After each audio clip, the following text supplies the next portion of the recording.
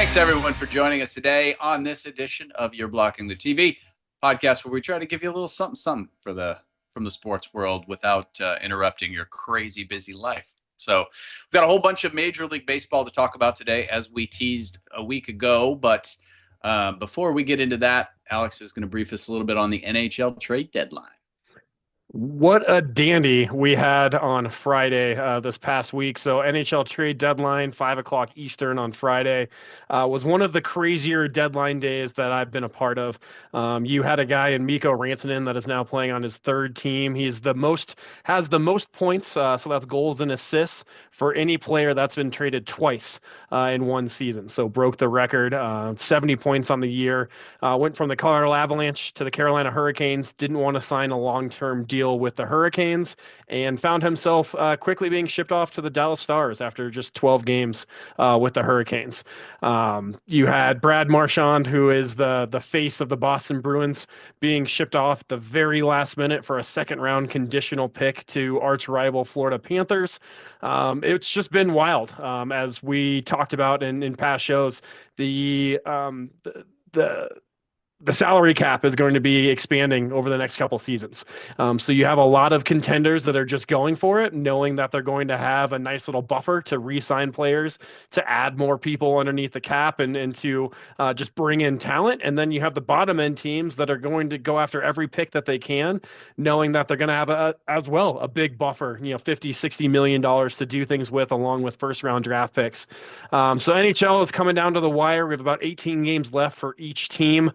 Coming down the stretch run here before we get into NHL playoffs. Got to see a little bit behind the scenes too. Not sure how intriguing that is to you, Josh, but seeing how a trade call goes down. It's one guy in a conference room that brings the two parties in via conference call. They look at contracts, they tell what team is responsible for what, and then they say, all right, good luck, guys. This trade's been approved. And he does that over and over throughout that singular day. So some wild things going down on deadline day. I know, Josh, NHL isn't, big in terms of, where Portland is. You've got Seattle, the new club. You're kind of in between the Seattle Kraken and then the LA clubs. But what has kind of deadline days meant to you in your past and sitting through and watching players move from club to club?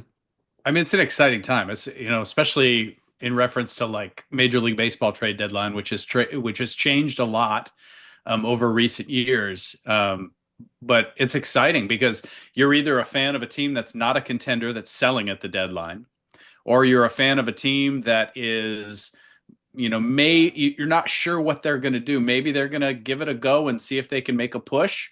Or is this a team that's just going to try to add some pieces to, help them, assure their chances in the playoffs? And the movement that we have seen with some major players has been pretty big time. And so it's exciting both, for the team that you root for, no matter where they're at, and just also for the league, just to see guys that maybe they've been in one city for 7 seasons, and now all of a sudden halfway through the year, they're going to go play for a contender or something similar to that. It's just, that's one thing I would say that is going to be applicable in the NBA, in the NHL, and in Major League Baseball, because you're talking about leagues where they play a lot more games, and where you see that midseason push. In football, it's pretty tough to go from one team to another midseason, and you don't see it very often. And so, it's just because of the nature of that game. Every team's got their own playbook, and et cetera, et cetera. It's just difficult to plug and play that way. But in these sports, you can take a guy and you can just plug him in and hopefully he fits. Absolutely. And for all the armchair GMs out there, one of the big things that's talked about in every trade deadline scenario is the are we going to go after the restricted free agent where we know that they have term and we can hang on to them for a couple of years, or are we going to go for the rental? So when you hear that term rental being thrown around, it's the unrestricted free agent guys. It's the veterans that have been around in the league. And when we say unrestricted free agent, it means come the end of the league calendar year, they're able to go and talk to any of the 29 other teams in the NHL or any other NBA teams. They're able to pick and choose where they want to move their family and kind of sign a long-term deal. So it's a lot of talk that goes on back and forth on Twitter throughout the day, as opposed to growing up and just having to watch the bottom line on the big four-letter network and wait for the breaking news and trying to see, is that real? Is that really being forecast? And now it's really being done in real time. The tweets are going out. You're going, okay, make sure you don't get scammed by a Twitter handle that looks very close to who the actual breaker is on TSN or one of the big networks. Making sure you're not being tricked by false reports that are being thrown out there. But there's just so much that goes into these trade deals that it's kind of overwhelming when you look on Cappedia, and contracts have to make sense, especially in leagues where there is a salary cap and you can't go over. So there's a lot of math, a lot of smart guys that are behind the microphone, pulling the coach in a certain way, pulling the GM in a certain way. And you look at a lot of teams that were getting rentals. So Brad Marchand going to the Florida Panthers, he's an unrestricted free agent. He could be a rental, go through the playoffs with Florida. The ideal is that he wins them and, is with them when they win another Stanley Cup and hoping to go back to back. But he could just as easily sign back with the Boston Bruins this offseason. So it's wild in terms of these leagues that have that hard salary cap, because there's only 18 games left in the season. So there's, you have to get the chemistry going right away. You have to be building, and if it doesn't work, there's no turning back. So every team's really either going for it, or they're high sellers, or they simply just missed out on the trade deadline and were held hostage by some of their own players and stood pat. So that's really something to look forward to as the playoffs are quickly approaching, and then trying to see how teams maneuver with an increased salary cap and what we're going to do with those rental players if you're able to sign them, and then with those restricted free agents, what kind of assets are those pieces moving forward. Absolutely. And one of the things that I always enjoy about those deadline moves is, of course, especially in, well, really in all of these sports that we're talking about, you've got rivalries between players, right? And there's a guy that your star player hates, and maybe that guy makes sense to bring in at the deadline because he helps you out in some gap areas that you have with your team. And so watching when stuff like that happens, when you got like a Bryce Harper type guy who's a really flaming hot, temperamental kind of guy, you either love him or you don't, right? There are a lot of guys that he doesn't get along well with, and then all of a sudden you bring somebody that matches that description into that locker room, and the fireworks that you could see with that, and but then also just the way that those guys end up just being professionals and just going about their business. Number one thing, yeah, I was just going to say that everyone preaches that this is their job. They're professionals. They're going to come in. They're going to assimilate. They're going to, play their role. I feel like hockey players are the best at just saying the same thing over and over. I'm here for the team. I'm going to get pucks down low. I'm here to make that hit. Pin, I'm going to make the right play. NBA players, I feel like they have that kind of entourage around them where they have that they have to keep that presence and kind of continue to market to who they are. And it's always interesting when you look at players, big, obviously, top of mind for me is Mikko. Mikko Rantanen, kind of the three-headed monster here. He was a part of the 20-win team for the Colorado Avalanche back in 2017, the lowest point ever in the new age of hockey, with 48 total points on the season. 5 years later, he's a Stanley Cup champion. And quickly found himself, hey, if you're going out to Carolina, you want to chase the bag, that's fine. You're in the East Coast. But then came out and told Carolina, I'm not going to sign with you. I'll sign with Dallas, though. And for a player of that caliber to go from, you're going to be in our rafters one day, to, I borderline want to burn your jersey with my kids tonight and explain that it's okay to feel pain, kids, and this is what pain feels like. I wonder how athletes really feel or care about what their narrative is after they're done playing, because you have the Sidney Crosby's, who is he's past his peak, could easily go and chase another cup, but just wants to be known as a Penguin. He wants to retire as a Penguin, captain Penguin, and that matters to him. But then you have guys that like KD, who chased a ring. And now he's a Phoenix Sun, and he could have really been the face of Oklahoma City. Started with the Seattle Supersonics, was drafted by the Supersonics, and now you wonder like, what's his name going to be? I'll tell you another one. No, I'm rambling here, but Carmelo Anthony, him forcing his way out of Denver to go to the big lights in New York City. I will always be against his number being raised to the rafters. I don't think he's a Hall of Famer. The guy was good in college, which the NBA Hall of Fame is about college numbers too. But I just wonder, what are your thoughts on players and what they really think that they're going to be known for after they're done playing, and do they care? Yeah, I think it varies from player to player. I think that there are those Sidney Crosby types that a big part of their identity is the city where they had their success, where they became a star, right? It doesn't matter how much hype there was for them when they were young and coming up, or pre-draft, or during their prospect phase of their career. um some people just are old school that way, and I do think it's old school because back before free agency in sports, the team that drafted you or signed you right away kind of owned you. um and so we've seen that change dramatically and give a lot more rights to those players to be able to go seek more money or to go seek an opportunity to win a championship, whatever it may be. But there are trade-offs with every move. So you can stay in a city where this is just where, this is the city that I love. We were good, now we're not, but this is where I want to finish my career. And then you've got people that are like, well, this is a business and I just need to make my money while I can.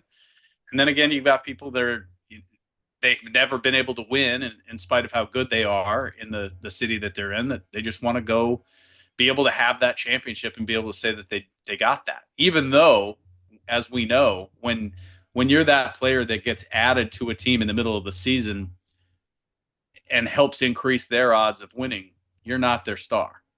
You're going to go be a contributor to that team and just try to get a ring. And so again, there's a lot of trade-offs there. And that's, to me, that's one of the things that is fun about professional sports, and to an extent college sports is kind of going that way as well. It's just you just never know what you're going to get. And it is hard though as a fan, because we oftentimes you're always going to have a favorite player. And for me, like in Cleveland, Jose Ramirez is that guy, and I'm very grateful that he decided to choose to stay in Cleveland in spite of the fact that he could have gone and played third base for the Yankees and been a star there, or been, but the thing is he wouldn't have been the star. And he just wants to go play baseball and wants to live his life. And so I appreciate that, but he just as easily could have gone to the Yankees. And then how do I feel about it? You know what I mean? And Right. so when you pick that guy, it almost has to be a guy like that. Otherwise, you're just left, wishing them luck in their next endeavor. Just kind And of being that flyover. it's just, so then that makes it much more of a focus on how's our team going to be this year? How's our team going to finish? And it's less player focused, and, for better or worse. Right. Yeah, I think, as we start to bridge into baseball, one of my favorite players as a Rocky, he wasn't a Rocky too long, but Michael Kadire, uh, longtime Twin, and came over to the Rockies, and they did a lot of features on him here as a Rocky, on how he would go out before games, and just he was a big into photography. And I always thought about that, from our vantage point, like I want to see every stadium in the country, baseball, hockey, basketball. Like I want to go see it. Like those are some of my goals. And you see, the father-daughter combinations, the father-son combinations, checking off ballparks that they've been to throughout the years. I can't imagine being traded as, let's say the Rockies draft you. Like, we have a great stadium here in Denver. Yeah, Coors Field is magical, right in the heart of Denver. You get the sunsets over the Rockies, like it's magic. But I can't imagine being traded to the Boston Red Sox and going through a tunnel that, the who's who of baseball legends have walked through, where legendary games have taken place, and you're just playing, game 70 of a 182 game season. And to be in those parks has just got to be a magical. I know you get numb to it as a professional athlete, but even walking into Madison Square Garden has got to be just goosebumps Yeah. for some of these guys. Yep, absolutely. And I think, baseball as we transition is the sport where there are more of those cathedral, old ballparks that have all that history. But I mean, it exists across sports. It's just it's a special thing, and even as I'm a non-Chicago fan, I'm a non-Boston fan, but you just have to appreciate what Fenway Park, Wrigley Park, or Wrigley Field, what those places represent. And I mean, even to an extent, the rebuilt Yankee Stadium. Those are those are places that carry that history, and so much of what is fun for us as fans is to look at and appreciate that history and remember it, Yeah, whether we lived through it or not. 100%. I've got some Ivy side. I did see Dave Matthews Band on Wrigley Field, and I got yelled at from a security guard pulling some ivy, but it was worth every leaf I have. I don't even. It's probably all shriveled up in my closet. I haven't looked at it in a But while, you got it. You but I got got it. it. Part of baseball history. So we did tease last week that we were going to do a deep dive into Major League Baseball prospects, breakout candidates, that kind of stuff. The way that it has shaken out, because that's just a lot to cover the entire league. We're going to cover the American League today. We're also going to do a little bit of a deep dive and break down into projected standings for this year in the American League. And then next week, or for our next show, we'll talk about the National League. So without further ado, we're going to talk about the American League, most likely Rookie of the Year candidates from each team. And then we'll also talk about most likely first-time All-Stars on each team. Rather than breakout candidates, I just want to look at guys that have they're in a spot where they could be a first-time All-Star this year. And we're not talking about rookies when we talk about that specifically. And then, we'll break down some of those projections, give you our own thoughts on how things might shake out before the end of the year. So let's start with the American League West, and we'll circle back and do the projected standings here. We'll just go team by team here. But, there's, of course, every year going into the year, there's a variety of prospects that are coming into the year with maybe a little bit of service time or no service time whatsoever. So either way, it's very difficult to guess who is going to be, the guy that really stands out and, projects as a future star. But so for the Oakland, or formerly Oakland A's, soon to be the Las Vegas A's, but now playing their games in Sacramento as a transitional piece. Who's the most likely Rookie of the Year candidate for this squad? I'm going with 23-year-old shortstop Jacob Wilson. He's a son of former big leaguer Jack Wilson. He was by no means a star, but he played in the bigs for a while. He was a name that you knew. He's got great bat-to-ball skills with limited power. He's hit for average at every level, though. So in a 28-game stint in 2024, he hit 250 while manning shortstop, and he's poised to be the A's everyday shortstop this season as a very, very limited experience guy. He's a perfect kind of guy to hit in the two-hole for this team. He's a solid defender. He gets on base. He doesn't strike out much, only a 9.7% K rate in 28 games in 2024, which is really impressive, frankly, for his first stint in the big leagues, especially playing on a team like that where there's not a lot of support. You don't have a lot of protection in that lineup. So I think he's got a really good shot at having a really good career, and I think it could start this year. Yeah, I mean, definitely the stats that you threw out there just show, bat to ball skills. Like putting the ball in play is just so important, especially as a youngster, and not just stepping up to the plate and swinging with all your might and for the fences. So putting the ball in play and getting those averages up while keeping your K numbers down is going to keep you in the league for a long time. Like you said, the Athletics, they do have a sneaky good lineup that could surprise some of the big teams throughout. Like definitely don't see them as a playoff team this year, and we'll get into that later. But certainly have some promising players around the lineup where you can, as long as you stay patient and you take care of your skills defensively, you can always work at that at the plate. Being able to square up a ball in the major leagues is, that's a big proponent to have. That's definitely the thing they look for. And talking a little bit about that supporting cast with the A's, one guy that I think has a shot at being a first-time All-Star this year is J.J. Bleday out in center field. He was once a highly touted prospect, sort of disappeared for a little bit, really just fell off due to injuries and different things before he landed with the A's. And then sort of out of necessity, he ended up being an everyday player for them. He's one of a few younger players in this lineup who could take a big leap forward this year, I think. And he's shown flashes as a defender. So he's made some great plays here and there. Also, not great out there right now overall. So the consistency isn't there. He's got decent speed, really good power at the plate. If he can get a little bit better in the outfield and improve his batting average, get up over 250 this year, I think he's got a really good shot at being an all-star. Yeah, I think late blooming would be fair to categorize him. Definitely has continued to grow throughout the ranks, but you look at the athletics and it's just power down the middle. So if they can, have that power throughout and start to put some at bats together, get some innings together, really need to figure out their rotation moving forward. I feel like that's a big piece of every Major League Baseball team is figuring out, how do you get that rolling? But if you have that power down the middle, you'll be able to be in contention of a lot of games. Yep. They're definitely a team that can they can put it together on any given night and give a really good team a good fight. So moving on to the Astros, most likely rookie of the year candidate for this team.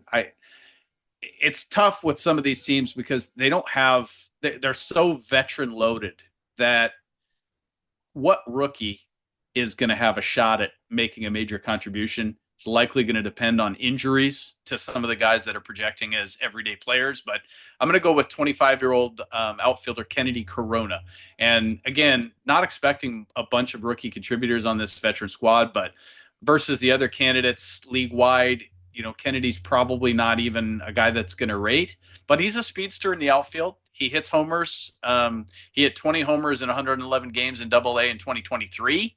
And he's a decent fielder who could steal you 20 to 30 bases at the big league level. But he's definitely got to get on base, and thus far he strikes out about a quarter of the time and not walking a whole lot. So, but again, we've seen people make leaps at the big league level before, and if he gets his chance, who knows? I think that's the big key here is if he gets his chance. When you look at a team like Houston that's looking to continue to open their window and thrive in the AL West and continue to make it, division title after division title and get back into the race with the big boys in the AL. Tough to really project.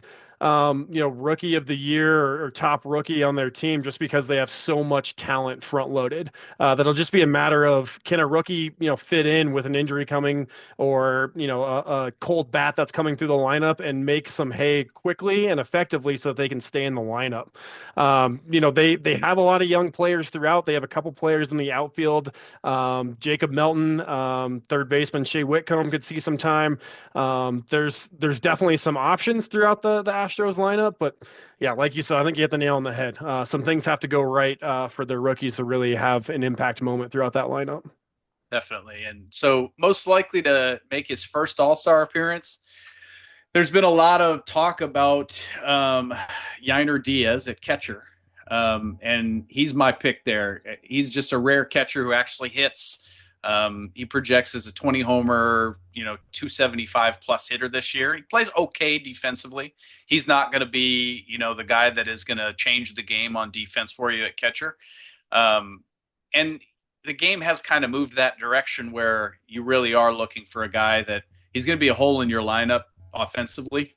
He's going to bat in the 9 hole and he's maybe going to hit 200 if you're lucky. This isn't that guy. And, when they do have a need for better defense, they've got somebody else that they can bring in to spell him, but he can hit.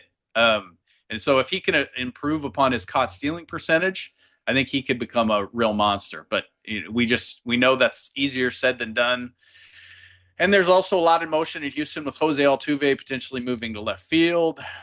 They've got a desire to keep Yordan Alvarez at the DH spot every day to preserve his health and bat. So, that means that Yainer's got to catch most of the time, I think, because he's not going to be DHing.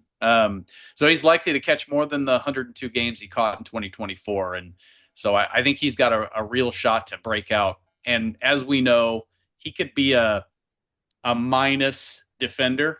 And if he hits 30 home runs, he's probably going to be an all-star. Yeah, would say he's got to put up those numbers though. I think catcher is a tough spot to get into that all-star position through in the AL side. There's a lot of good competition in the backstop. But if you're putting up, you said 30 dingers, yeah, you're putting yourself in the conversation. I'm gonna throw Hunter Brown's name in the mix. Went 11-9 last year for the Houston Astros. 3.49 ERA.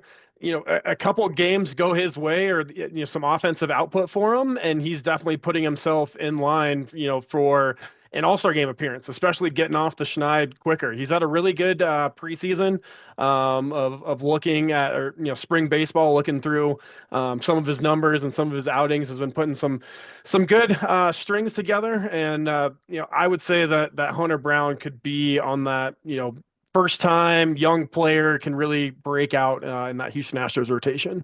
Yep, that's a good pick for sure. And admittedly, my list is pretty heavily offensively leaning. I mean, we're looking at a lot of position players. I do have some guys in here who are pitchers, of course, but yeah. So, and then the other thing with Yiner is he's got a lot of protection in that lineup because you've got some real bashers in there. I mean, Yordan Alvarez can bash with the best. So, we'll see. This is an exciting time. Every year when we're just kind of thinking about the prospect of things. So moving on to the Angels, the perennially struggling LA Angels. So most likely rookie of the year candidate for this squad. Again, another squad with a lot of veterans, but it seems like every year they're suffering some major injuries. Guys like Mike Trout are seldom ever playing the entire year anymore. And so they're going to need some replacement players inevitably. So I think there's a chance a guy like Matthew Lugo could see a lot of time at one of the corner outfield spots. He came over from Boston late last year, plays pretty well defensively there with relatively limited speed. So he's kind of like a Taylor Ward type guy. And he can hit for a little power, projecting at, a 250 plus batting average. It's another long shot similar to Kennedy Corona, but a guy to keep an eye on nonetheless.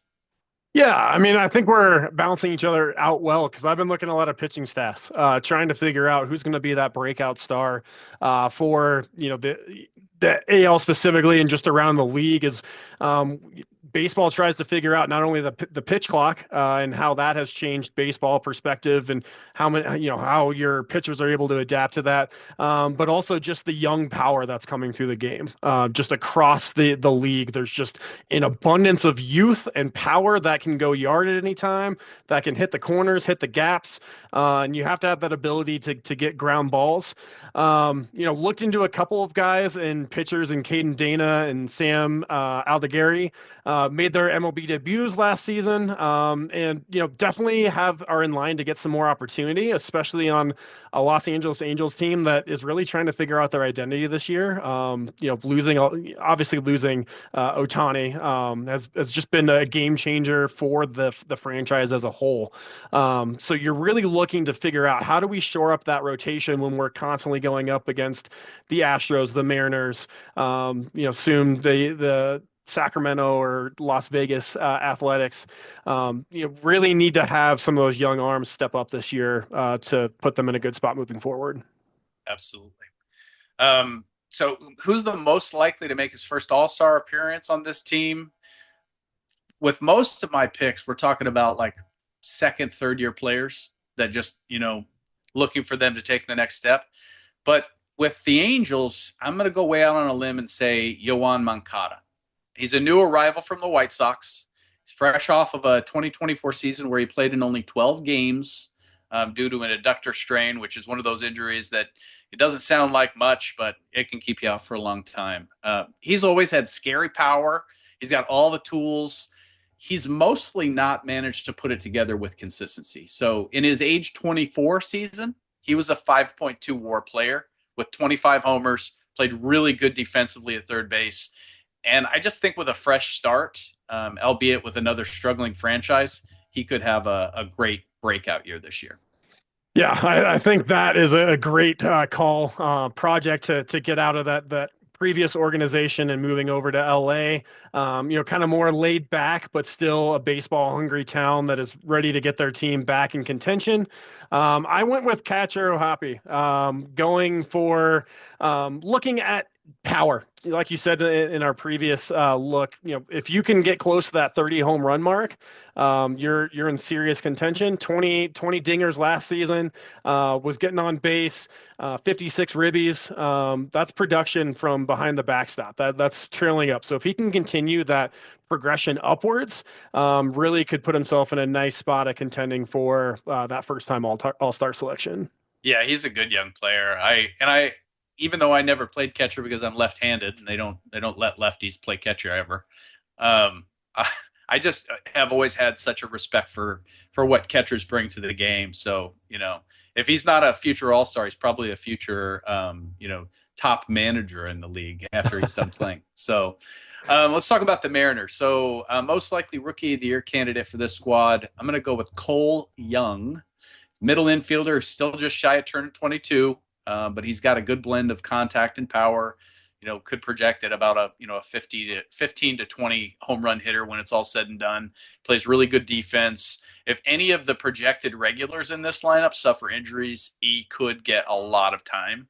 And he's got some potential to make the club out of spring training, although, I wouldn't count on it. A lot of times with these top prospects, when they're this young, if they don't feel like they're going to get much playing time, if they're not projecting as a starter, for example, they're not going to waste any of their service time at the big league level right away. So he's got to have an opening to, like a JP Crawford injury or something like that before he's probably going to get called up, but it can happen. So there's no question he'll still struggle a bit offensively whenever he first does come up, but that's just typically what we see. It's very, very difficult to come into the league and in your first full year hit 300. Oh, absolutely.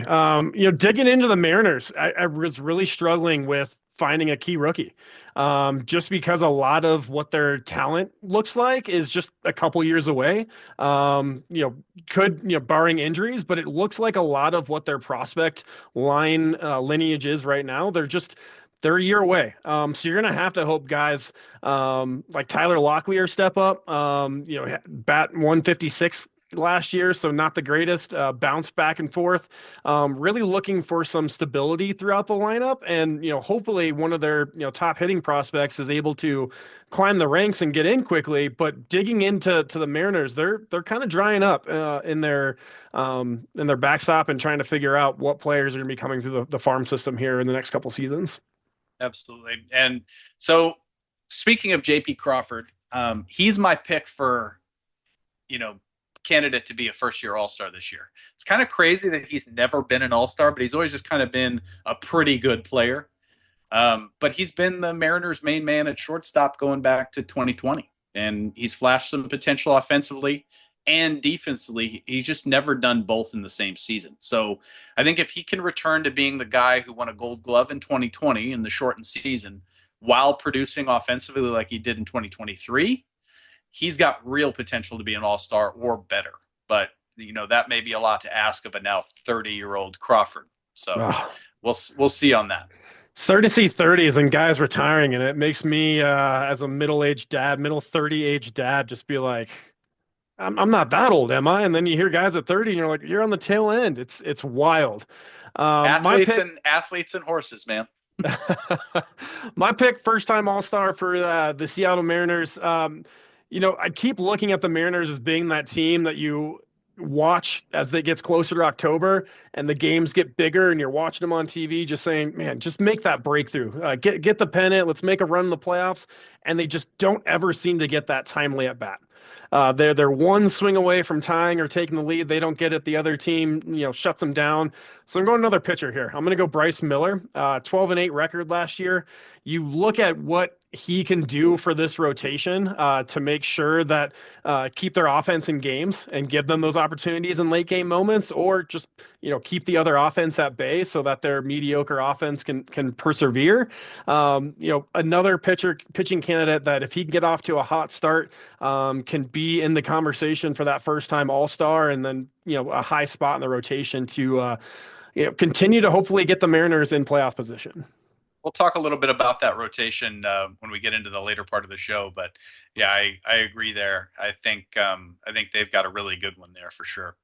So the Rangers, who many are projecting, and understandably so. I mean, they had a down year last year that just frankly didn't make sense, coming off of a World Series win the year before.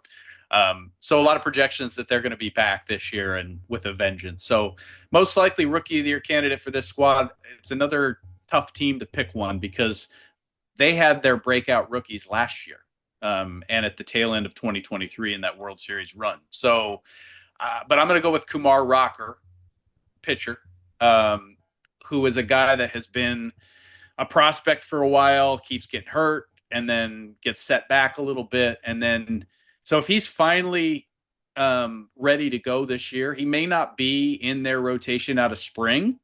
Um, but you've got a guy like Jacob DeGrom in your rotation, as good as he can be. There's just bound to be an opportunity for someone like Rocker to make some starts due to an injury.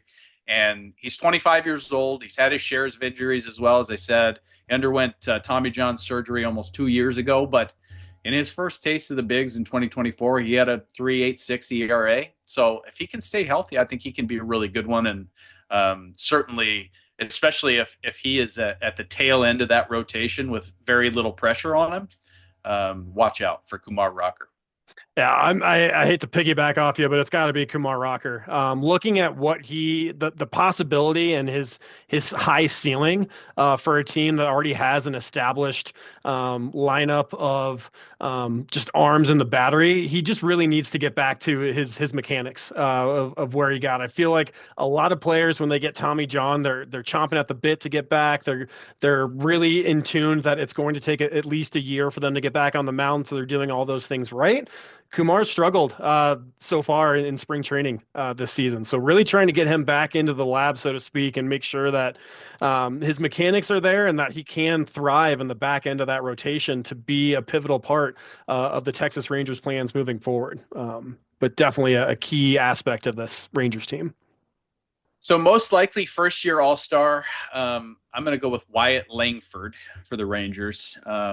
He played almost all year at the big league level as a rookie in 2024.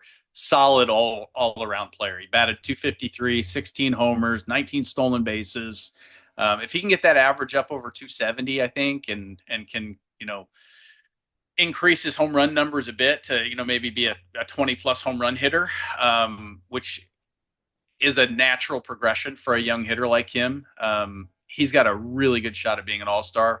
He also plays pretty good defense. Again, he's got good speed out there. Just a good all-around player, who I think going into last year, he really was under the radar for them. And he showed them last year why they need to pay a little bit more attention.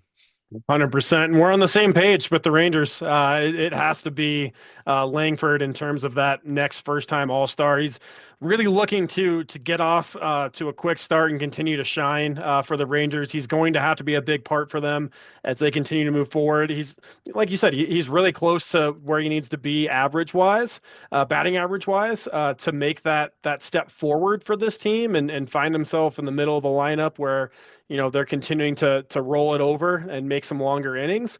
But yeah, he's going to be a strong part of this Texas Rangers squad if they want to get back on top of the division. Absolutely. So we'll move into the AL Central.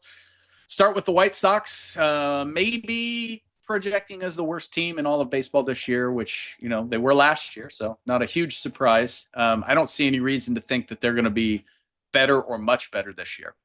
But most likely rookie of the year candidate for them. They've got some candidates in their starting rotation. I mean, this is a team, you want to talk about how bare the cupboard is at the big league level. They've got 3 rookies that are likely going to be in their starting 5 rotationally. But I'm not going with any of those guys because I just think it's way too tough to really shine as a starting pitcher on a team that's this bad. You're going to get beat up. You're going to have a defense that doesn't bail you out. There's so many things that are going against you. So I'm going to go out on a limb. I'm going to give the edge to Colson Montgomery. He's 23-year-old shortstop. Pretty likely that he's going to be their everyday guy for at least most of the year this year at shortstop. And while it's really tough to battle being a league newcomer while also playing on a team this bad, I mean, 18 home runs in 130 games at AAA last year and is a really good defensive shortstop. So I think if he can hold his own at the plate and bring that same great defense that he's had through the pipeline, sky's the limit for this guy. But as we said before, that's a lot to ask for. Well, and he's going to get a lot of looks. He's going to get a lot of plays. He's going to get a lot of time. There's no hurry for this White Sox team other than to get through 182 games as quickly as possible as they continue to look at ways to get prospects, get the farm system back up to speed. But this is a team that has so many gaps. When you're looking at players, I think that's as good as a pick as any of them. Also, look at Kyle Teal as just catcher. How is he going to be able to call the games and manage those games at a big league level? He'd be my pick for rookie of the year for this squad as they look to just build on that youth, make a ton of mistakes, and with those mistakes, you hope to just build on them as quickly as possible. Right. So potential first year All-Star this year. And again, this is, keep in mind, a really bad team. So whoever this is not necessarily that good, or certainly has holes in his game. And I think that's true of this guy. And that is Andrew Vaughn. If for no other reason than his 20 plus home run capability, it's just his defense is bad at first base. And they do need him to play either first base or somewhere in the outfield. And he's just not a very good defender. Some guys aren't. And, he needs to be someplace where he can play DH every day. And that's just not Chicago. And that's his lot. But he's my pick. If he can just be passable or serviceable defensively and hit 25 plus home runs, I think he'll have at least a shot. Yeah. It was tough to find a player that fits. I did some digging into Sean Burke for the Chicago White Sox. Has had a good spring training so far. Could be what you would call a breakout star for these White Sox, but I think if you keep your ERA sub 5, you might be doing well for this squad this year. It's tough to find anyone. This is one of those teams, and no offense to the White Sox, because the Rockies have had plenty of squads where you're drawing straws to see who wants to go to the Midsummer Classic and be at the All-Star game, because no one's going to know who you are when you get there, unfortunately. Yeah, absolutely. It's a blessing and a curse if you're a prospect in that organization or if you're a young player in that organization, because you're going to get opportunities that maybe you don't deserve and maybe you're just not ready for. And as we've seen in all sports, when a potential star is thrust into the spotlight a little too soon, it can ruin everything for them and just ruins their confidence. So, we'll hope that doesn't happen. And as much as I am, not a White Sox fan in that AL Central, nobody wants to see a team that can only win, 60 games or so. So hopefully they do a little bit better than that. But moving on to the Guardians, most likely rookie of the year candidate on this squad. Again, big projection with this roster because there's really only one position player projecting on the 26-man out of spring that is eligible for rookie of the year based on experience, and that's they don't have any like high leverage relievers that are probably going to play the entire year as a rookie, like Cade Smith. Those guys are already there. No starting rotation guys that are projecting right now. So it's Jonathan Rodriguez is the only guy on that team. But the problem is he is battling for a bench outfield spot. And as much as he's got the potential as an outfielder, he's got a good arm, he's got good pop in his bat.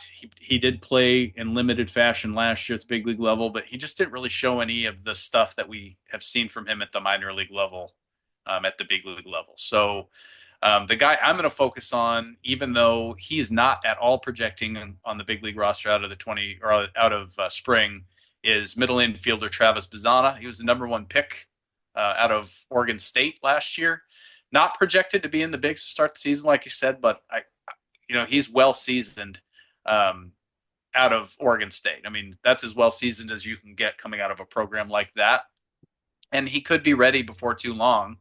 And he's got the chops to be a star. He's more of that all around guy that if he can put it together at the big league level, he's going to be really good. So I'm going to go out on a limb and say Travis Bazzana.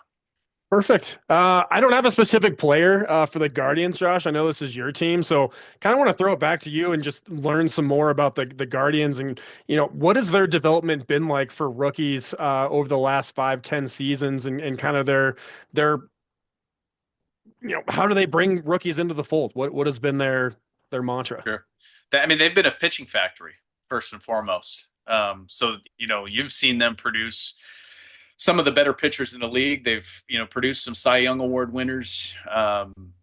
You know, it's hard. Like we've said before, when you're a fan of a small market team like that, and you know that when that favorite pitcher of yours that has come up through the organization gets ready for his first or first becomes arbitration eligible, there's a pretty good chance that he's going to end up somewhere else, like New York or LA, and it can be a bummer. At the position player side, we've not been that great developmentally, I would say. We've got a lot of our contributors have come in from the outside, and a lot of it has just been, you look at like a Stephen Kwan, another Oregon State product. He did not project as a big league star at all. Coming out of the draft, coming into camp in 2023, which was his first year making the roster. And he made the roster out of spring and played all year and won a Gold Glove. And last year he improved his power a little bit, and then going into this year he looks like he could be that guy that's got it all together and could be a 15 to 20 home run guy and also play really great defensively. And he's got solid speed, and so they have produced some guys like that, but I don't know how much of it is the job that they've done developmentally. Because you look at guys like Chase DeLauder, who's the next outfielder to pop for them, and we were hopeful that he might make the club out of spring, and now he's hurt. Right. So again, and you just it's frustrating. But moving on to most likely to make their first All-Star appearance, I'm going with Bo Naylor, younger brother of former Guardian Josh Naylor. Solid defensive catcher, good power at the plate. He just hasn't put it all together yet after his first full season in the bigs in 2024. But I just think if he can adjust in his sophomore season, he's got all the potential to be a middle of the lineup power hitting catcher who plays solid defense. And, of course, that would make him likely an all-star. I've got Tanner Bibby in this spot. I love these pitchers that hang around that 500 mark, pitching in a lot of games. 12-8 in 2024. 3.47 ERA. He has that opportunity to lead the rotation and really get. Again, I hate to be just this trumpet of get off to a good start. Baseball is such predicated on getting off to that great start and then seeing if you can, win 2 out of 3, win series, take 3 out of 4, go 2 out of 2 on those 4 game sets. And that's really going to set you up for success moving forward. So as much as these early games in the season where, here in Colorado, you're battling snow and weather before the summer heat even gets into play, it's so important that Tanner Bibby would get that all-star nod if he leads the Cleveland Guardians off to that hot start. Yeah, I mean, Bybee definitely projects as he's going to lead the rotation this year. The question, and we'll talk a little bit more about this when we get into the breakdown of the team, but, can Shane Bieber, come back and be a big contributor in that starting rotation this year? After he had a great start last year, only pitched in 2 games before he was shut down for the year. So, I mean, he really is the guy that if everything had gone well, he's leading your rotation last year, this year, and into the future, and it just hasn't worked out that way for them. But Bybee is he's solid. So moving on to the Tigers, most likely rookie of the year candidate on this squad. It's another one of those teams that they brought a lot of their prospects up last year, and a lot of them played a lot. And so those guys aren't eligible to be rookie of the year this year. So I'm going to go with Jace Young, younger brother of Josh Young for the Rangers. They both play third base. He hit 14 homers last year in AAA, projects as a 250-plus hitter at the plate. He's just not that good of a fielder like his brother. he's got about a 900 fielding percentage between AAA and Major League last year. That's not good enough. So it depends on a lot of stuff for him, but I think out of everybody that they've got in their pipeline, they're just so established in so many other areas, which is it's a lot to say about a Tigers team that has been pretty bad recently. But I just have a lot of respect for them, so it's tough to pick. But I'm going to go with Jace Young. Okay. Yeah, for the Detroit Tigers, I'm going to go with Trey Sweeney, shortstop, former first round pick, 20th overall, 218 batting last year.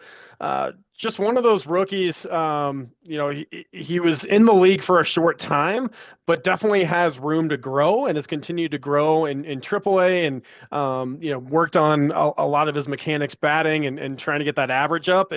Once he hits the league, if you can get that 260, 270 range, would definitely be in line for rookie of the season for Detroit Tigers, and make some big steps can be in that rookie of the year conversation. Definitely.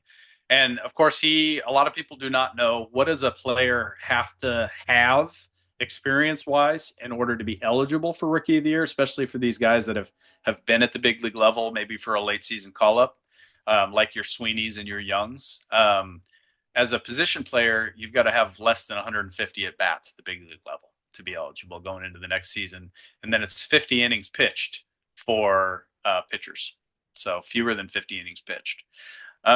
So most likely to make first All-Star appearance is another breakout guy who is going into year 2 in the bigs. And that's Wenzel Perez. He played in 112 games last year at the major league level, and his 242 average wasn't great. But just keep in mind that in 2024 and 2023 combined, he only played in 131 minor league games across all levels of the minors. So a guy that has been thrust into the spotlight with very little development at the minor league level. And I think he can hit and really improve on his 242 average. And potentially even projects even as a small speed outfielder guy as a 20-year home run per year type guy as well. So when you combine that with his excellent speed, solid defense, I think he could be a stalwart potential star in that lineup for a lot of years. Yeah, absolutely. Great pick. That is a big impact for the Detroit Tigers. I went with Jack Flaherty. Looking at his 2024 13-7 record with a 3.18 ERA, 194 strikeouts, 1.07 WHIP, which is walks and hits per inning pitched. Really puts him in line. I remember him most as a St. Louis Cardinal. Really being a stalwart in their rotation. Really think that he can make another run and put himself in an all-star position as he looks to get the Detroit Tigers back to the playoffs again.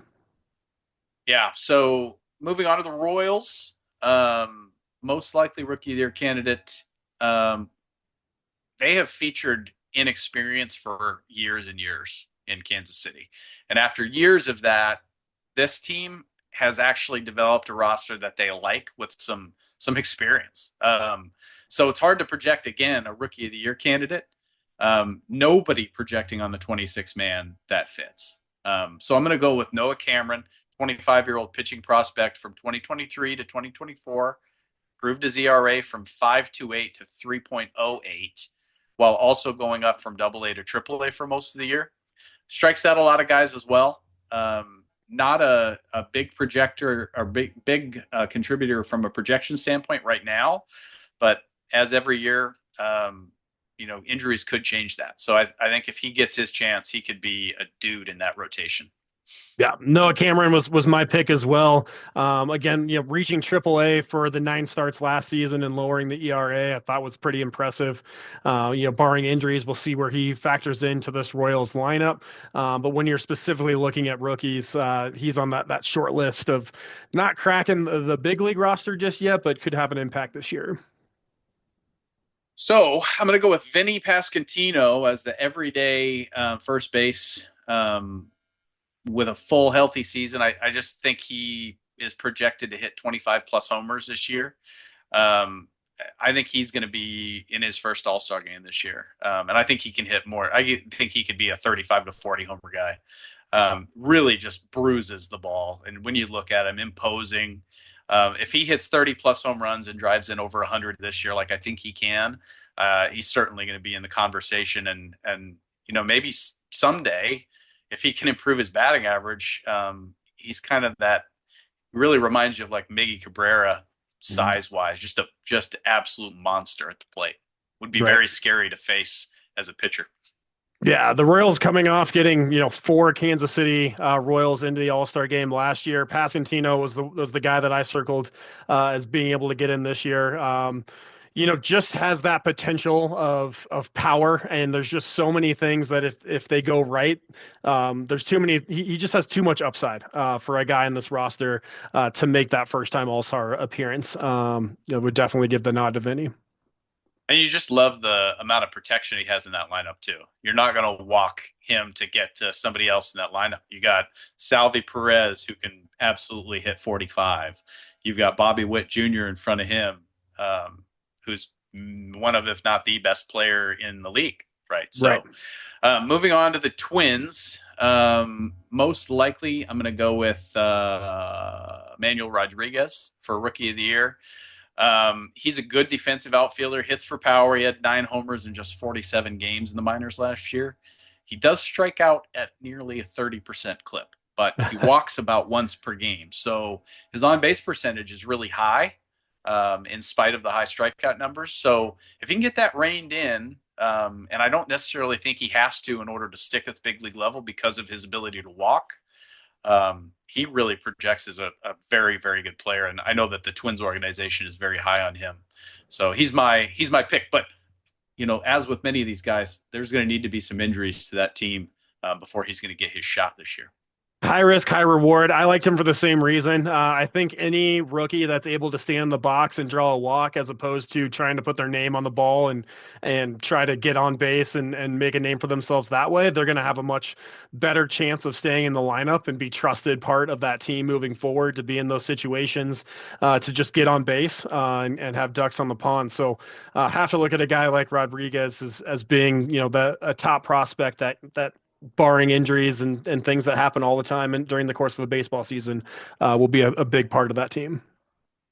So there's a lot of players to pick from on as potential all stars for the first time this year with this team. They've had so many prospects that have come up and impressed and showed good things and had injury issues, or just not been there, just hasn't been enough room on their roster for them to stick.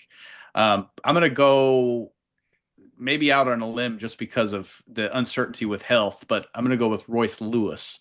A leap just because he's just never stayed healthy. But if he plays every day in 2025, he's got the potential to hit 270, maybe hit 25, 30 home runs, and he's a solid defensive infielder at third base.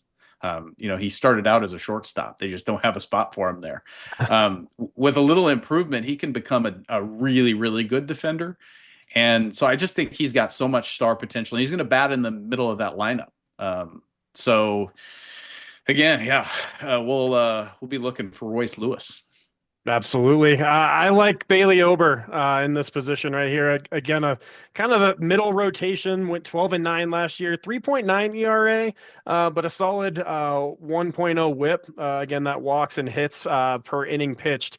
I really feel like these middle of the rotation guys are the ones that can truly step up and make a difference and either find themselves in that two hole or even leading off a rotation, barring injury or production issues from the top of the rotation. So Bailey Ober could be that unsung hero for this Twins team.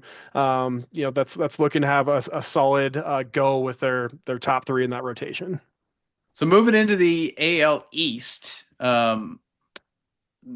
this is another team that has just been so prospect rich the last couple seasons, and they've had so many guys hit at the big league level. I'm going to go with a guy that's a little bit non-traditional as a rookie because he really isn't truly a rookie, just a rookie at the Major League Baseball level in America.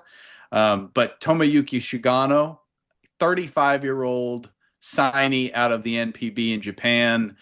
But he dominated there last year. A 1.67 ERA, a 15-3 record. Doesn't strike a lot of guys out, but he's projected to be in the middle of that rotation. And I mean, if he wins games and maintains a low ERA, he's got a real shot. Oh, absolutely. I absolutely love him. I'm glad you started off and went with the pronunciation there. Really fun name to say. But you look at his age, and what he's doing in the middle of that rotation and what he can do for this team. Like, holy cow, he's going to be a fun guy to watch this season. So, most likely breakout first time All Star guy for this team. And again, they've just got this glut of young talent of guys that are, potential candidates for this. I think a lot of people would go with Jackson Holiday, but I'm going to skip him in favor of Colton Cowser. And just like, what's not to love about this guy? He hit 24 home runs last year while playing plus plus defensively. If he makes any improvement to his K rate and can get over 250 at the plate, I just think he's a star with 30 plus home run potential. Absolutely. Big step forward in 2024. You're expecting even more from him in 2025. Could easily see him being an all-star. I like Zach Eflin. I had him a couple of times on a couple of fantasy baseball teams and just really enjoyed what he did. Another 10-9 guy, 3.6 ERA, 1.15 whip. Really has that potential again to just be that stud in the middle of the rotation and provide a lot of stability for the Orioles moving forward. So I like Zach Eflin as being that first-time All-Star. So as we move into the Red Sox, we've got maybe our first really exciting kind of baby prospect who could be ready to make a major contribution at the big league level this year. And it's Roman Anthony, not quite 21 years old. Florida kid hit 291 with 18 homers across AA and AAA last year while playing pretty solidly defensively in the outfield. He has lost some weight in spring training due to an illness, but you've got Wilyer Abreu sitting out for the start of the season. So I still think there's a good chance that he could make the 26-man out of camp, or at some point this year, he's going to get called up and get a real crack. But this is another one of those guys. It's always exciting when a guy who's under 21, potentially gets their shot and can be exciting just because they just bring, there's a difference between a guy that's 20 and a guy that's 27. I mean, relatively speaking, we're all young, right? But when you get a guy that is only a couple years removed from being in high school that is playing at the big league level, it's just exciting. Oh, absolutely. I also love Christian Campbell in this spot. Really getting some opportunities this spring, starting to look more comfortable. You're starting to see some power. Believe he had a double. That was either yesterday or today. So starting to hit the outfield and making a presence for himself. And you'll likely see some time with injuries and some roster turnover and guys getting some looks. Would love to see Christian Campbell, break in and get some opportunities throughout that Boston lineup. Another team with some real candidates for breakout, just because, especially coming off of last year, they had a down year. But I'm going to go with Connor Wong at catcher. He quietly put together a pretty good season last year. He had 14 home runs and hit 280. Those were anomalous versus the rest of his career, and a lot of people are projecting he's going to actually fall back to the mean this year. I don't think so. I think he's capable of being a plus defender at the catcher spot. And what do we know about Red Sox fans? They love their catcher, and Wong is their guy. So if he puts together another good year, potentially improving a bit over 2024, I think he's an all-star. And as I said before, I love a catcher that is an all-around guy that just has some grit. But especially if injuries force them to move him up, into an earlier spot in a lineup, maybe like a two-hole kind of spot. I think he can have a big year and be an all-star this year. Great pick. I'm picking Tristan Casas, first baseman for the Red Sox. I read something in doing some digging into the Red Sox, which is my AL team for baseball, has always been one that I've followed. But he set a goal for himself that he wanted to hit 40 home runs this year and at least 120 RBIs.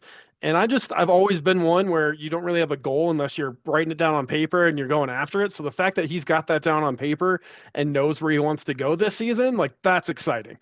Can easily see him slotting in as a first-time All-Star and a first base position that's also of lore with Boston Red Sox fans. Yep, it's hard to disagree there.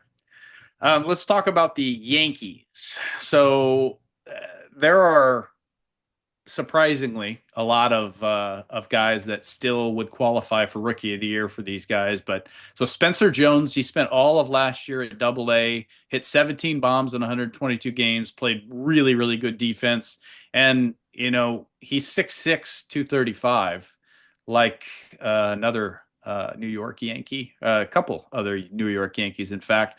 So he's another giant outfielder for them, monster potential.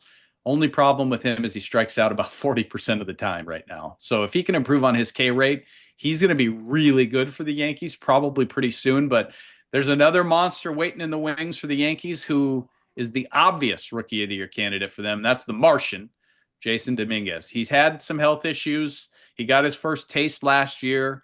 But this year he's definitely projecting to be an everyday guy in left field for this squad. And he's a five-tool guy. If he lives up to his lofty expectations, I think he's not only Rookie of the Year caliber, but potential All-Star this year. Yeah, definitely think he can lock down time in left field, and if he just continues to work on his craft and starts to put bat to ball, sky's the limit for him. I look at right-hander Will Warren, made his MLB debut last year. Big strikeout prospect, and with Garrett Cole seemingly going down to a big injury, might even find himself cracking the rotation. So a big prospective chance to have a big rookie impact. I can't imagine doing that in the bright lights of New York City. You look at teams like the Red Sox and the Yankees and continually ask yourself, like, how do you put yourself in those bright lights day in and day out? So definitely a tough task, and will be interesting to see how the Yankees maneuver moving forward. I think he would have been my number two. And the only reason that I didn't have him number one was just because, I mean, right now he is projecting at like the 5 spot in their rotation out of spring training just because of Garrett Cole, as you mentioned. I just think it's really, really tough, especially under the lights, like you said, in New York City. There's just a lot of extra pressure. It can make or break you. It really can. So, but that's a good pick. Most likely to make first All-Star appearance.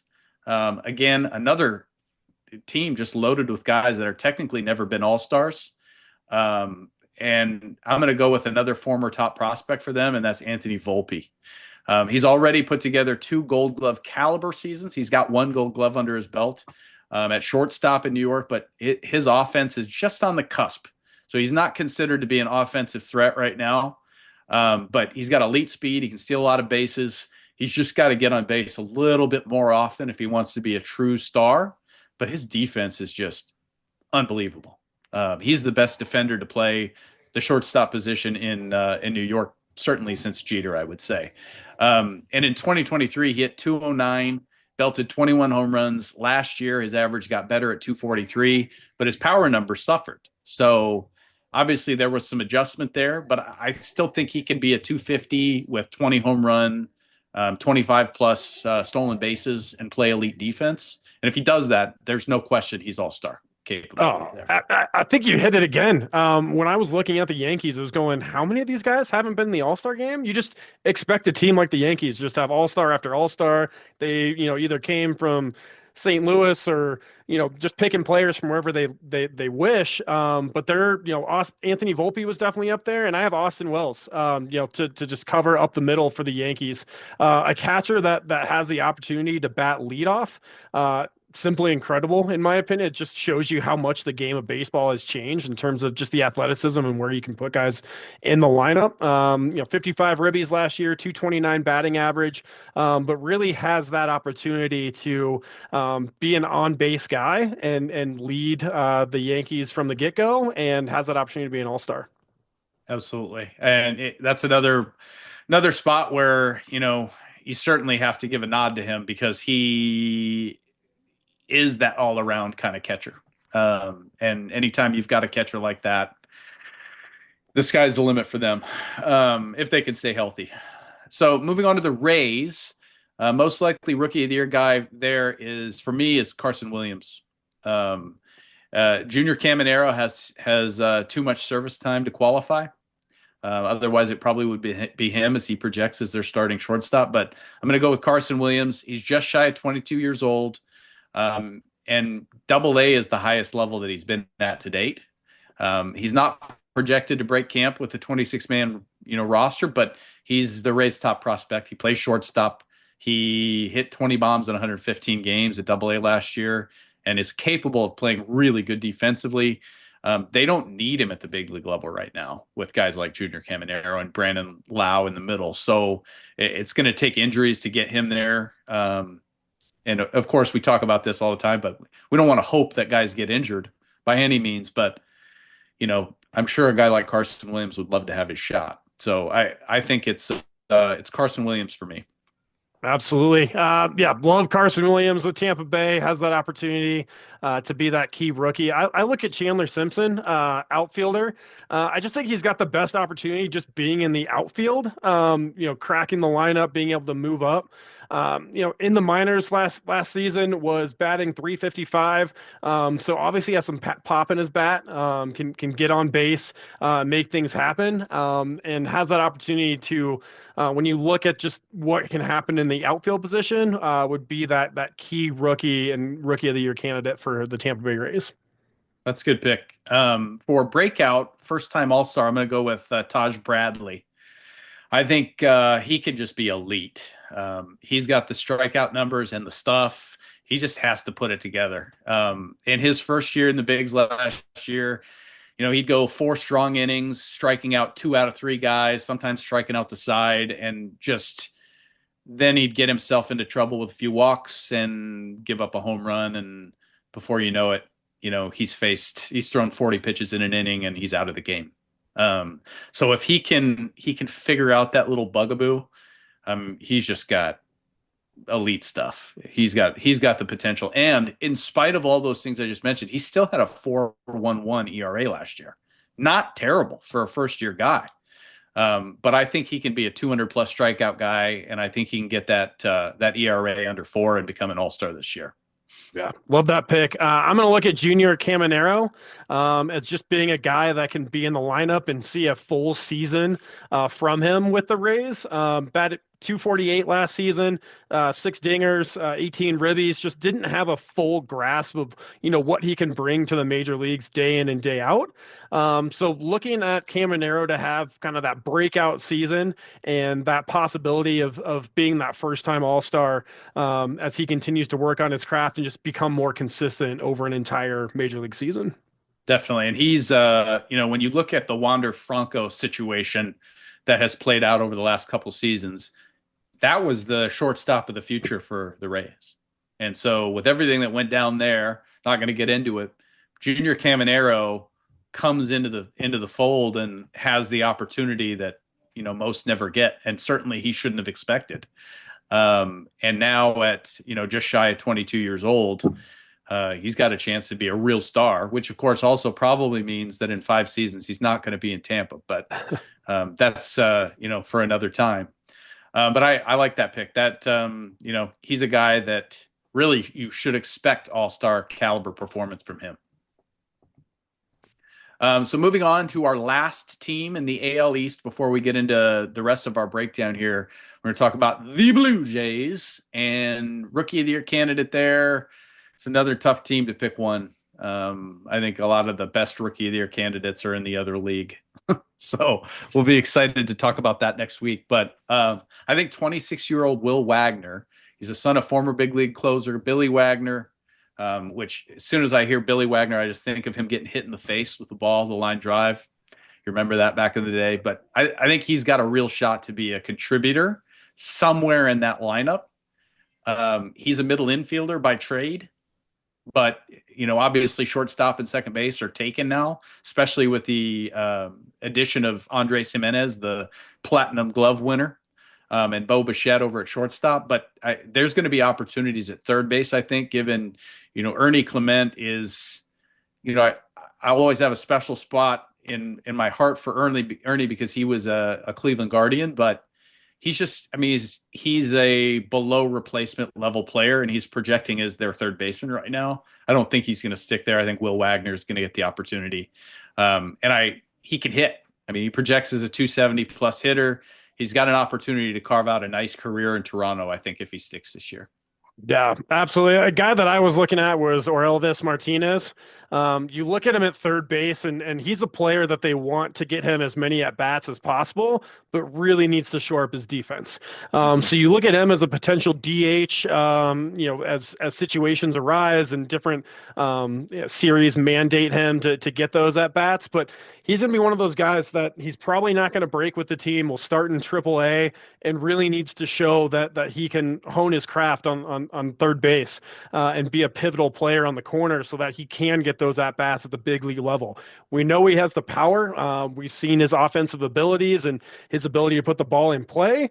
It'll be really interesting to see how they navigate all of their issues that are really stemming from, what's Vladdy going to do? What's Bo Bichette going to do? What are these unrestricted free, what's going on with these contracts that are going up?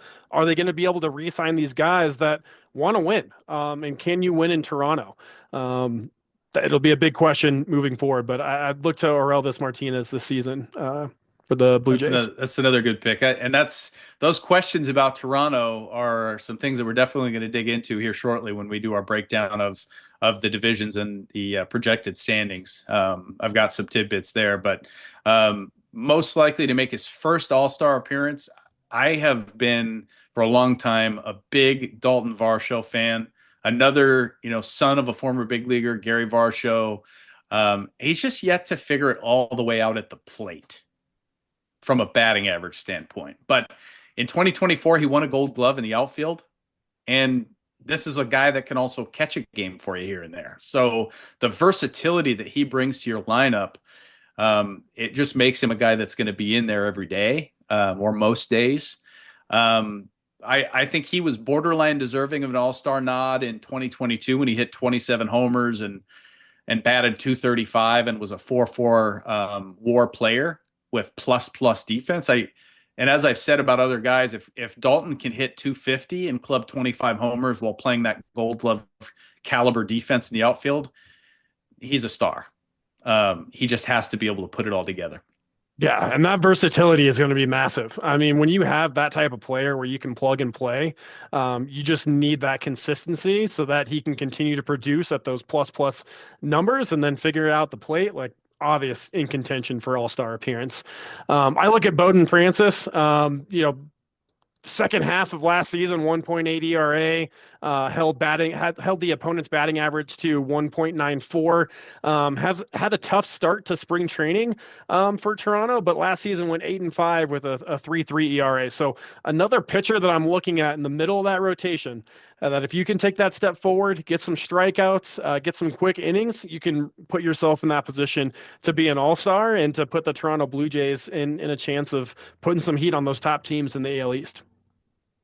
Absolutely. I don't disagree with you there. So let's talk about American League projections. And I use Fangraphs for a lot of stuff baseball wise, just because they have a lot of information for you. And so of course they've got some projections for the season and the final standings. We'll start with the AL West.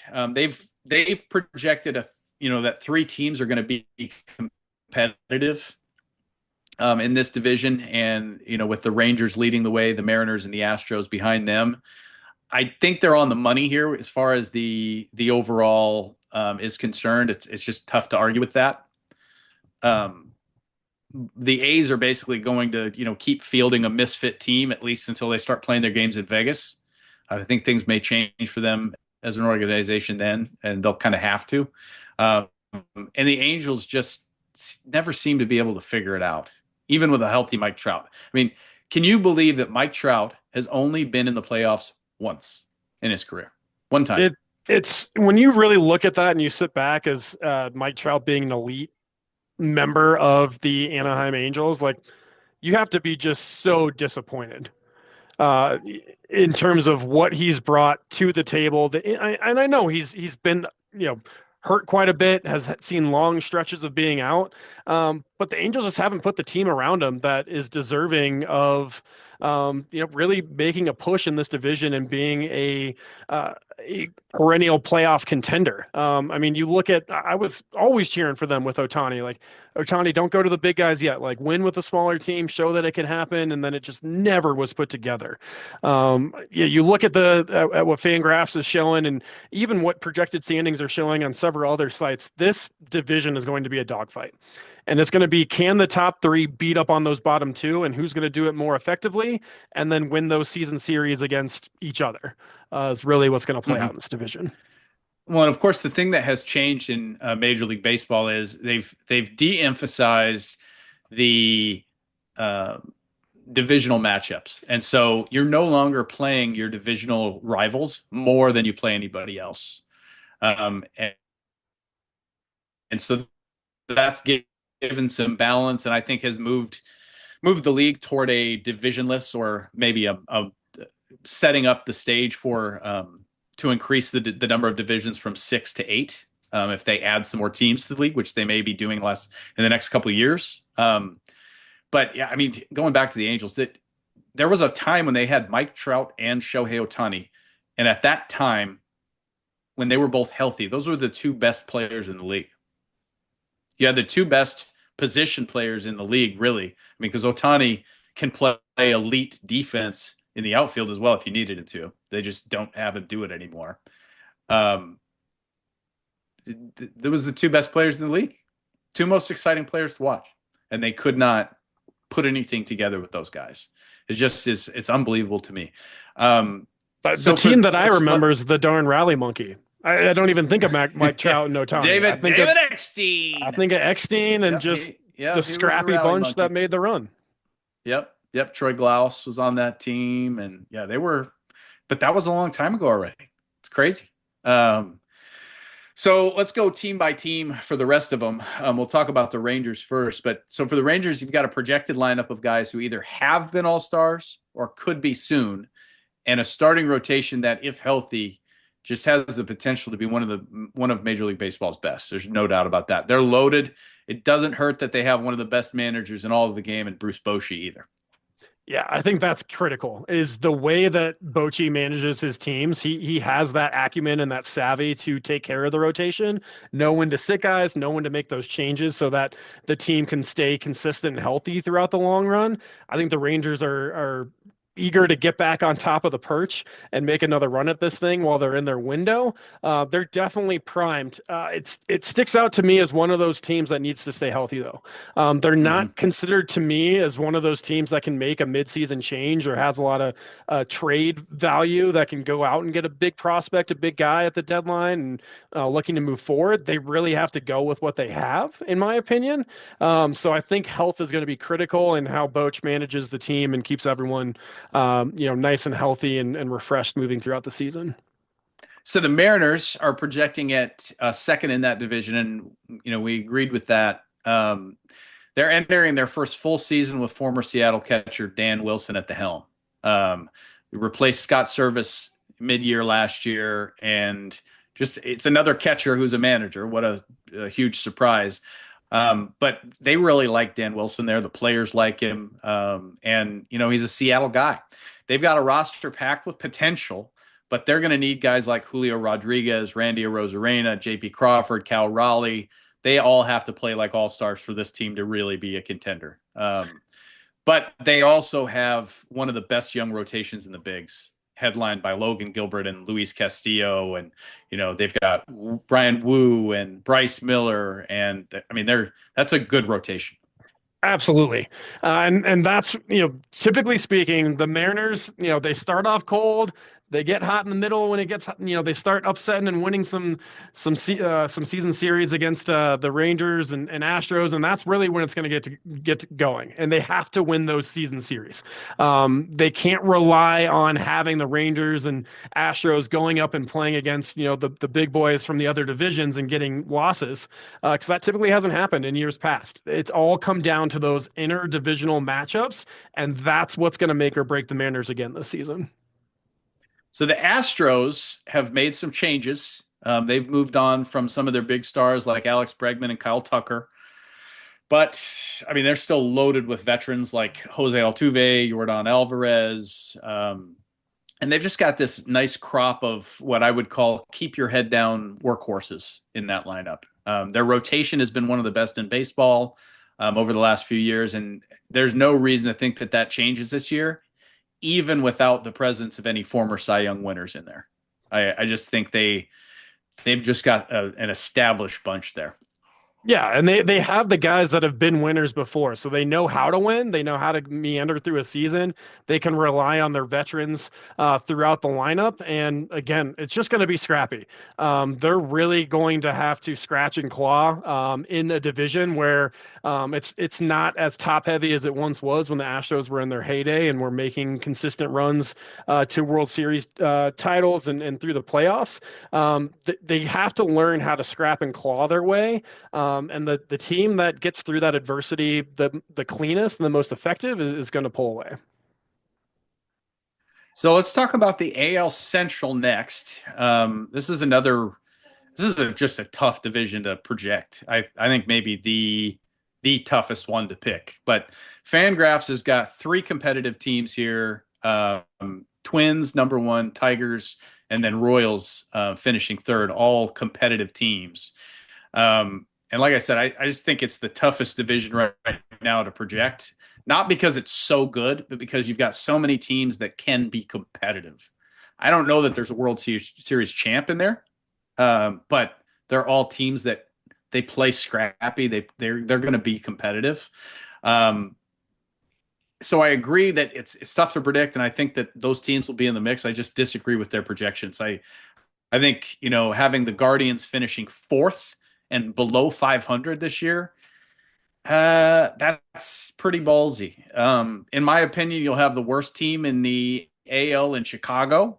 So they're, on the money there, picking them last, but trying to guess a winner between the often preseason number one Twins, the upstart Tigers and Royals, and the stalwart Guardians, who are coming off of a divisional series loss to the Yankees. It's just tough. So, I think the divisions end up like this, or the division ends up like this. I think the Royals are going to win. That's my guess. I just think they're loaded. I like their starting pitching.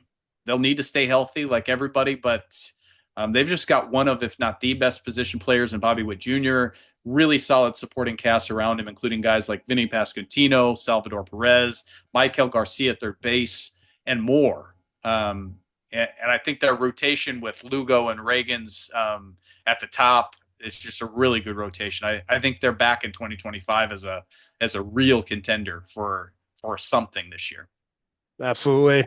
I think this is, like you said, it's going to be a topsy-turvy division. I think that no one really could have anticipated where a lot of these teams ended up in the playoffs last year when you have, three teams really making their way through the playoff bracket and encompassing a big chunk from the AL Central.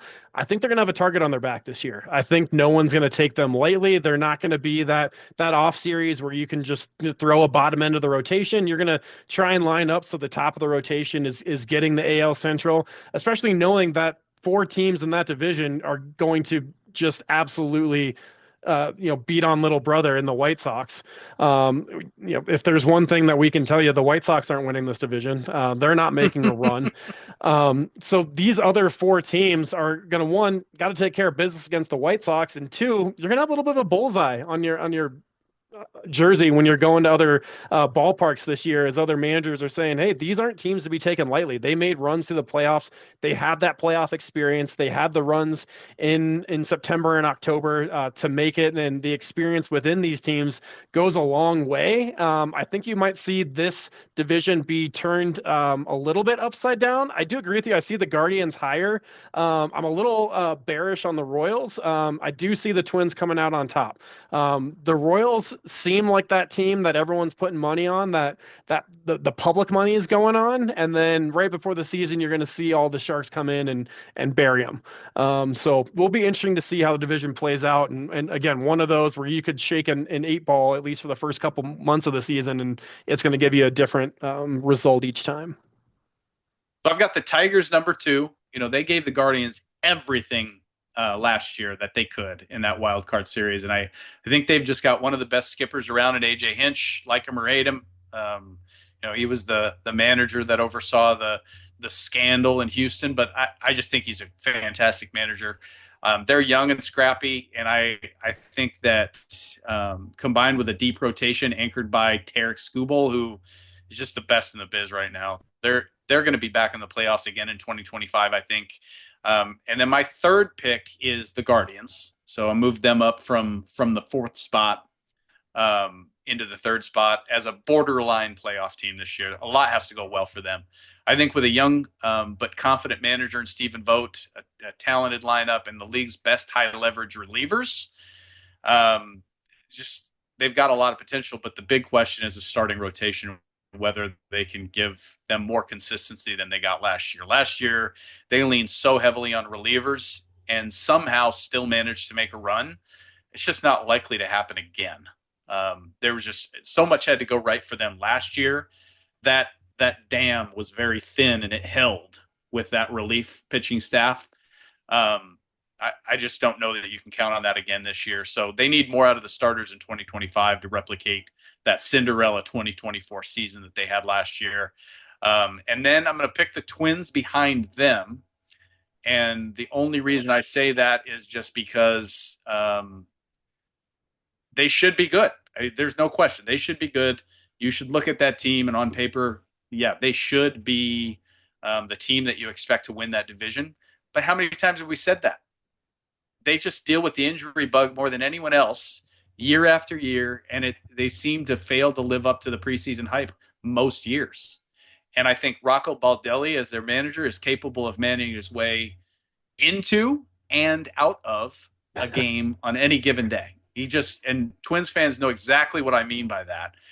I don't think they're going to finish last because, of course, there's the White Sox, but I think that they're going to end up with injuries, and they're going to end up, what we call nuking it with Rocco Baldelli, where he just overthinks things too much and tries to overmanage that team, and it's going to affect them negatively, and I think keep them probably out of the playoffs again.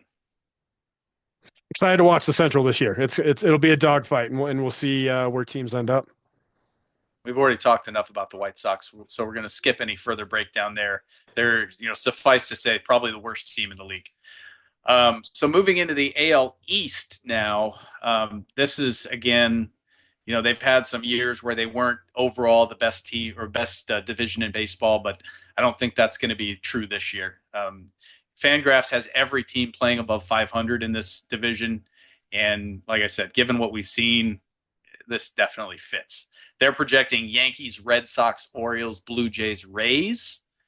And, I think it's easy to slot the Yankees in at number one. They just always seem to find a way. And so, this year's likely to be no different. Even with Garrett Cole sidelined to start the season, their rotation is still solid. And they've just got more bash in that lineup than most. It doesn't hurt to have a Gold Glove caliber shortstop back in the Bronx either, as I alluded to earlier. So I think they're, if they don't finish first, they're probably going to finish second in that division and be a playoff team. It's just impossible to slot them as missing the playoffs. But my number two is a slight shift up. I'm going to shake up the 2 and 3. I've got the Orioles here. I just think this lineup's too good, plays with too much confidence. They'll continue to put up runs and stay on the base pads this year. just like they have recently, but their rotation isn't as strong on paper as others. I just, I'm picking them number two because I think they'll exceed expectations there and give the Yankees a real run for the division.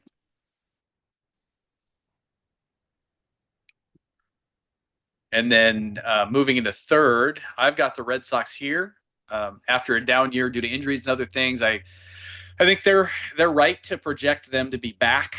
Um, they've got guys like Rafael Devers and Trevor Story on the left side of the infield. The addition of Tyler O'Neill in the outfield. You've just got to love their potential. And they also added Walker Buehler to the rotation. So anybody that says that the Red Sox are not going to be good this year is a fool. But again, in a division like this, where will they land? I think they're probably a playoff team if they stay healthy. And then this is the big bugaboo for me that I just couldn't disagree more with Fangraphs here is I don't know how you ever, even if they finish last, I don't know how you ever pick the Rays last because they just they're maybe the best managed organization as far as their front office is concerned. They're managed well by Kevin Cash. They just always seem to put together such a cohesive team. And they have a really good rotation. And like we talked about earlier, if Junior Caminero is the star at shortstop that they hope he is, these guys are going to be good yet again. And they'll bother the rest of the division with a team that has one of the lowest salaries in the league again. So on that note, word to the wise, if you're thinking of making a trade with the Rays at their request, don't, because they know something you don't. They're going to get the best of you. They're just good. They just can't get anybody to come to games at Tropicana Field. They're that team that you see the Rays pop up on your phone and you want to send them a voicemail. Like, leave a voicemail, I'll read it once it's transcribed and see if I want to give you a call back. Yep. Yeah, a very similar outlook. I have the Orioles winning the division. I think it's time for them to make their step. I think they have a lot of youth. They're almost too young to know what they're doing, so I see them knocking off the Yankees. I see the Yankees and Red Sox battling the entire season, as we've become accustomed to. Maybe the Rays popping up there, but I really think there's a lot of distraction on the bottom end of this division when you do look at the Blue Jays and the Rays. Blue Jays contract situations are just, they have to be looming over this franchise and this ball club moving forward as to what is the structure of this club going to look like in 1 year. Are we good enough, and have we had the experience to really get after it and make a postseason push and a World Series push with Vladdy and Bichette and just the power and the youth throughout the lineup? And then you have the Rays that are playing in a minor league ballpark this year because of the destruction to Tropicana. That is a lot of distraction. They do know that they're playing there throughout the entire season, so they know what the expectations are, but just the amenities and the feeling of a minor league park compared to a major league park, there's going to be distraction. They're going to have to talk about it every week as new opponents come to the field. You just wonder how that just mixes up the momentum and the jive and the vibes for that type of season. I think it'll be fun and entertaining as they are, but we'll be interested to see if they can put butts in the seats and get fans there and keep momentum going for what is going to be a rebuild of their current stadium and just what it looks like for the Rays season. They, like you said, they always find a way. They're incredibly well run. The analytics department is just second to none. But I really look at this division being a lot more top heavy than it would appear on a lot of the projections. I saw one article that showed the Yankees not making the playoffs as a bold prediction. I'm not ready to put my name behind that. Would love to see it. Would love to see it. Would love to see them out early, but I do think it remains top heavy, and I think the Orioles kind of usurp the Tampa Bay Rays as the new Power 3 team in the East. Sure. Yep. And that's as we know going into the year, so many projections can just get dashed very quickly due to injuries and various other things. But I think I agree that with you that the Blue Jays, I just think they have too many problems, too many unanswered questions. They have some really big positives. I mean, they've got the potential to win the division or miss the playoffs, right? I mean, their delta in possibilities is the widest maybe of any team on this list. I think their rotation looks really good again. They've got guys like Bassett and Gosman and Barrios at the top of that rotation. They've got real bashers in the lineup to complement Vlad Guerrero Jr. There's just something about them that just seems to keep them from living up to their expectations in most years. But I still don't sleep on them. They've got power. They've got a roster that can get it done. And also I would say finishing last in the best division in the league is certainly nothing to knock. So I wouldn't take anything away from them for that. But that's my projection for And that quick division. quick touch We on differ that. a little bit, but I have the over under for the Blue Jays this year set at 78.5 wins. And I honestly don't know if I would take like, the over sounds a little too easy, but the under sounds possible with, a blown up roster midseason. yeah, and Fangraphs isn't that far off from that at 82 and 80 as a projection for this year. Um, really, you're talking about 4 games one way or another, and it's a long season. That can change. Um, one bad series can change that, right? So, and when you look at the projections for the Orioles, Blue Jays, and Rays, I mean, it's 83 and 79, 82 and 80, 82 and 80. So competitive, as in every team above 500. There's not much of a difference between two of those teams going 78 and 82, right? Absolutely. Absolutely. Or 78 and 84 rather. So that's our little breakdown on the American League. Um, a lot of rambling and a lot of information there, but hopefully you found that helpful, or useful or interesting or something, because that's what we're going for. We want to be at least interesting as we do this. Otherwise, what's the point? Like I said, next week we will break into the National League, and we will also talk about Selection Sunday, which is next Sunday already. Crazy to believe, but it is. And instead of doing a breakdown on every team in the tournament, what we thought might be useful for you as a listener base, as busy people who maybe you just want to get into a couple bracket pools, but you just don't have the time to dig in on 68 teams, to try to guess who's going to win it all, and who's going to be in the Sweet 16, Elite Eight, Final Four, whatnot. We're going to help you with some numbers that are going to help you make your picks, more based on what has happened in the past, and what you should really expect big picture wise, just to maybe make it so that you look a little smarter than you actually are about those picks. And of course I'll give you a prequel to that, which is I haven't done very well in my bracket pools in recent years. A little bit too much emotion, a little bit too much just quick guessing. We're not going to do that this year, and we'll help you. So, with that, anything else, Alex, before we close out?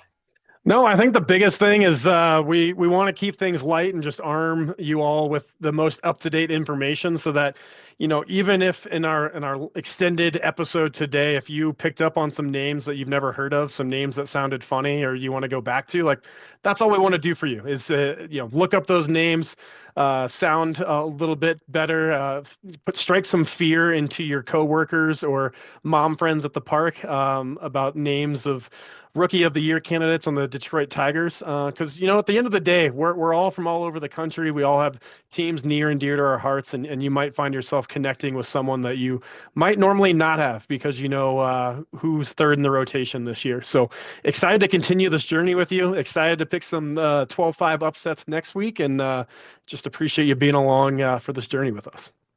Yeah, absolutely.